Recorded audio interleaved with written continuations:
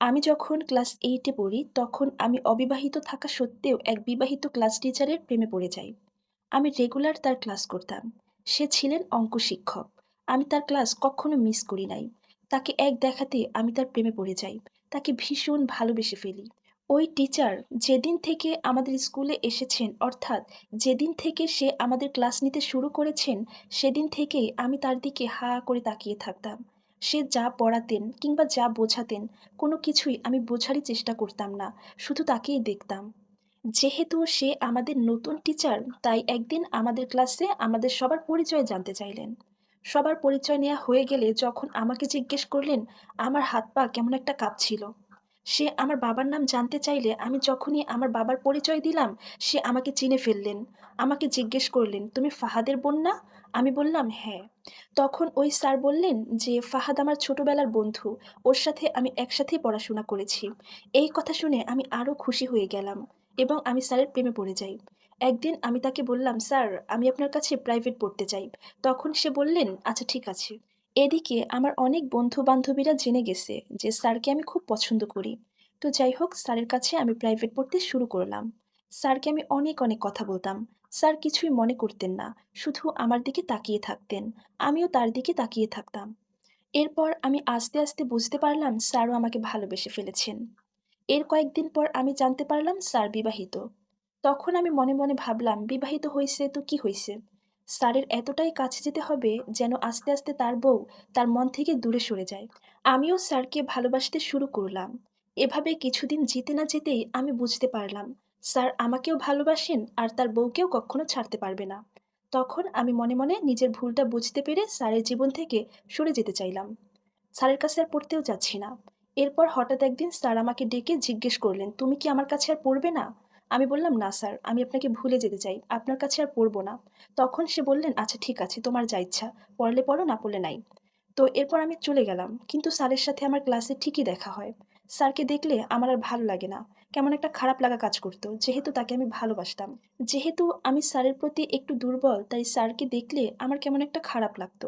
যাই হোক, এভাবে দেখতে দেখতে আমরা ক্লাস 9-এ উঠে যাই। ক্লাস 9-এ ওঠার পরে স্যার আমাদের ক্লাসের সবচেয়ে যারা ভালো স্টুডেন্ট, তাদেরকে আলাদা কোচিং করাতেন, আলাদা প্রাইভেট পড়াতেন। আর আমি ক্লাসে তেমন একটা ভালো স্টুডেন্ট ছিলাম না, তাই সেখান থেকে বাদ পড়ে যাই। আমাদেরকে অন্য আরেকজন টিচার ক্লাস নিতেন। তো একদিন স্যার আমাকে ফোন দিয়ে বলতেছেন যে, এবার তো ভালোই হলো, তুমি খুশি হয়েছো যে তোমার আমার ক্লাস আর করতে হচ্ছে না।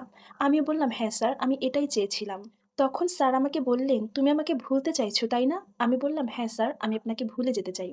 স্যার বললেন, ঠিক আছে, দেখা যাক তুমি আমাকে ভুলতে পারো কিনা। এভাবেই বেশ কিছুদিন কেটে গেল। স্যার একদিন আমাকে কল দিয়ে বললেন আমার সাথে দেখা করতে চান, আমি যেন তার সাথে দেখা করি। আমি তাকে বললাম, না স্যার, আমি আপনার সাথে দেখা করতে চাই না, কারণ আমি এখনো আপনাকে ভুলতে পারিনি, আপনার সাথে দেখা হলে আমার খারাপ লাগবে। তখন সে আমাকে বললেন, ভুলতে পারোনি তো কি হয়েছে, দেখা করলে তো খারাপ কিছু হবে না। আমি সকালে প্রাইভেট পড়াই, তুমি তার আগেই চলে এসো। আমি তাকে বারবার বললাম, না স্যার, আমি আসবো না। সে আমাকে বারবার বলতে লাগলো, তুমি এসো, কোনো সমস্যা নেই, তোমার সাথে আমার কথা আছে। তো এক পর্যায়ে আমি বললাম, ঠিক আছে। পরের দিন সকালবেলা আমি খুব তাড়াতাড়ি ঘুম থেকে উঠে স্যারের সাথে দেখা করতে যাই। তখন ক্লাসে অন্য কোনো স্টুডেন্ট আসেনি, শুধু আমি আর স্যার। সে আমার কাছে এসে জিজ্ঞেস করলেন, আমি কি তোমাকে একটু জড়িয়ে ধরবো? আমি কিছু বললাম না। এর মধ্যেই স্যার আমাকে জড়িয়ে ধরলেন। আমি আরো দুর্বল হয়ে গেলাম। এভাবে আমরা দুজন কিছুক্ষণ একসাথে থাকলাম। এরপর বের হয়ে গেলাম। সেদিন রাতে স্যার আবার আমাকে কল করলেন। বললেন, কাল খুব সকাল সকাল তুমি চলে এসো। তো যাই হোক, আমি আর তাকে না করতে পারলাম না। পরের দিন সকালবেলা আমি আবারও স্যারের সাথে দেখা করতে যাই। ক্লাসে কেউ নেই। স্যার আমাকে জড়িয়ে ধরলেন এবং কিস করলেন। আমিও পাপ কাজে লিপ্ত হয়ে গেলাম। আমার একদিকে খারাপ লাগছিল, আবার স্যারকে খুব কাছে পেয়ে ভালোও লাগছিল। এভাবে প্রায় স্যার আমাকে কল করতেন আর আমি তার সাথে দেখা করতে যেতাম। একদিন রাতে স্যার আমাকে কল করে জানান যে স্কুলের বাইরে সে আমার সাথে দেখা করতে চায়। তো আমিও তার সাথে দেখা করতে রাজি হলাম। এরপর সে আমাকে একটা রুমে নিয়ে গেল এবং আমাকে বললেন সে আমার সাথে শারীরিক সম্পর্ক করতে চায়। তখন আমি বললাম, এটা কি করে সম্ভব? তখন স্যার আমাকে বলল যে, কেন সম্ভব না? কিছুদিন পরে তোমাকে আমি বিয়ে করব। তোমাকে আমার নিজের বউ বানাবো। এখন তোমার সাথে আমার শারীরিক সম্পর্ক করতে তো কোনো সমস্যা নেই। স্যারের মুখে এই কথা শুনে স্যারের সাথে আমি শারীরিক সম্পর্ক করতে রাজি হয়ে গেলাম। আমাদের মধ্যে শারীরিক মিলন ঘটল। নাউজুবিল্লাহ। এভাবে পরপর ৩ দিন আমরা শারীরিক সম্পর্ক করলাম। এর কয়েকদিন পর আমি লক্ষ্য করলাম স্যার আমাকে না কোনো মেসেজ দিচ্ছে, না কোনো কল। তখন আমি বুঝে গেলাম স্যারের প্রয়োজন মেটানো শেষ। তাই সে এখন আর আমার খোঁজ খবর নিচ্ছে না। আমি তাকে কল দিয়ে জিজ্ঞেস করলাম, "কি ব্যাপার স্যার?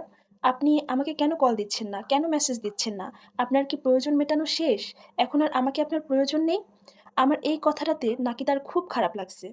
এরপর থেকে যখন আমি ক্লাসে যেতাম, তার সাথে আমার দেখা হতো, সে এমন ভাব নিয়ে থাকতো যেন সে কখনো আমাকে দেখেনি, আমাকে চেনে না। তখন আমার খুব খারাপ লাগতো। তখন আমি একা, একা ভাবতাম, আমি একজন অবিবাহিত মেয়ে হয়েও একজন বিবাহিত পুরুষের সাথে কিভাবে শারীরিক সম্পর্ক করলাম? কিভাবে নিজের সবকিছু একজন বিবাহিত পুরুষকে বিলিয়ে দিলাম? এসব ভেবে আমার খুব খারাপ লাগতো। এসব ভেবে অনুশোচনায় আমি যেন শেষ হয়ে যাচ্ছিলাম। আর ওই লোকটাকে দেখলে আমার ভীষণ রাগ লাগতো। এভাবে দেখতে, দেখতে এক পর্যায়ে আমি পাগলের মতো হয়ে যাই। তাকে দেখলে আমার মাথা ঠিক থাকে না। মন চায় তাকে শেষ করে ফেলি। এরপর থেকে আমি স্কুলে যাওয়াই বন্ধ করে দেই। আর এই সম্পূর্ণ স্টোরিটা একটা আপুর জীবন থেকে নেয়া। এই স্টোরি থেকে আমাদের অনেক কিছু শেখার আছে। আমরা কখনোই আবেগের বশে ভুল কোনো সিদ্ধান্ত নিব না। ধন্যবাদ।